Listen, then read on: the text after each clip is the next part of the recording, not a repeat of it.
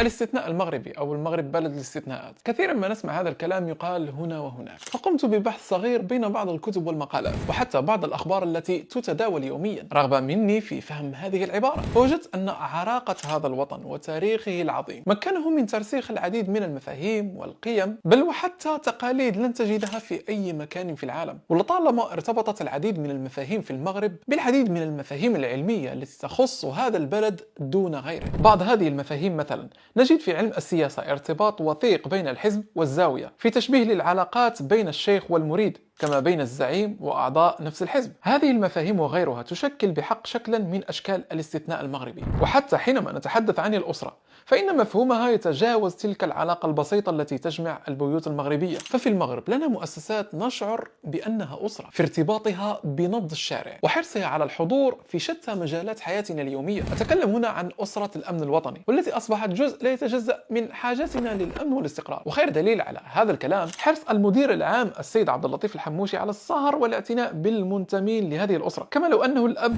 والجد والأخ الكبير للصغير والكبير في هذه الأسرة الكبيرة. وفي التفاتة جميلة منه أصر إلا أن يحتفي بالمتفوقين والمتفوقات في شتى المجالات الرياضية والفنية والأكاديمية في صفوف أسرة الأمن الوطني، وكان ذلك من خلال احتفالات أسرة الأمن الوطني بعيد الاستقلال المجيد. في هذا اليوم انطلقت فعاليات حفل التمييز، وتم صرف منح مالية لأبناء وأيتام أسرة الأمن الوطني تحفيزا للتفوق الدراسي وتشجيعا على استكمال المسار التعليمي الجامعي. في الأخير لا يفوتني أن أدعو الله أن يسخر لهذا البلد العظيم رجال من طينة رجل بصم وأكد بالملموس على أنه رجل استثنائي قل نظيره، وهو الرجل الذي أقدره وأحترمه كثيرا، السيد عبد اللطيف الحموشي. وكعبارة من القلب، بارك الله في عمره ونفع به العباد والبلاد.